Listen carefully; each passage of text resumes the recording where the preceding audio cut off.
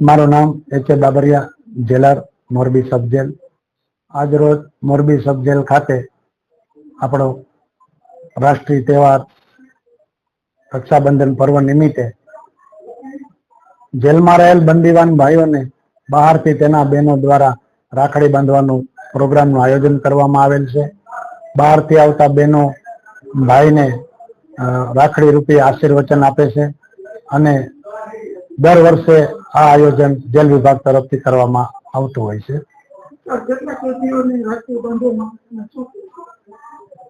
જેલમાં રહેલા બંદીવાન ભાઈઓને બહારથી આવતી તેના બહેનો દ્વારા જ રાખડી બાંધવામાં આવે છે। જેટલા બહેનો આવે એટલા બંદીવાન ભાઈઓને દરવાજે બોલાવી દરવાજામાં એક આપણે સુંદર જેલની શિસ્ત અને સલામતીને ધ્યાને રાખી આયોજન કરવામાં આવેલ છે। બહારથી ડીએસપી સાહેબના સહકારથી પોલીસ વિભાગ ગાર્ડ પણ અમને ફાળવવામાં આવેલ છે।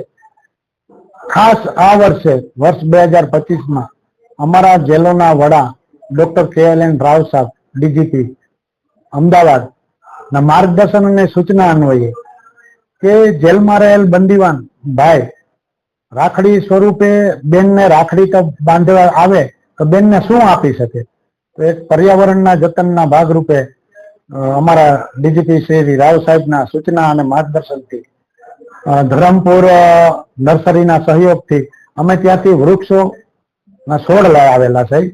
જે વીર પસલી તરીકે બેનને ભાઈ એક વૃક્ષ આપે છે।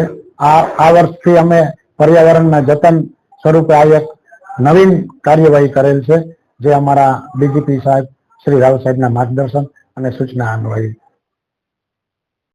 અમે લાઠીપુરમાં 4 નંબરની શેરીમાં રહી છીએ।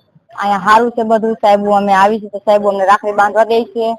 અમે 5 વર્ષથી આવી છે, મારા ભાઈ અંદર છે, અમને અંદરથી રોપ આપ્યા છે મારા ભાઈએ, સાહેબ બધા સારા છે, અમને મુલાકાત કરવા દે છે, આવી તો રાખડી બાંધવા દે છે, બધા સાહેબ બહુ સારા છે। ભાઈ કઈ નો આપીએ એટલે રોપ અમને આપ્યા છે। રક્ષાબંધનનો પર્વ છે, ભાઈને આશીર્વાદ છે, તમે શું કહેવા માંગો છો? અમારા તો એટલા જ આશીર્વાદ છે કે અમારા ભાઈ જેમ બને એમ વહેલા છૂટી જાય, અમારે બીજું કઈ નહીં જોઈએ।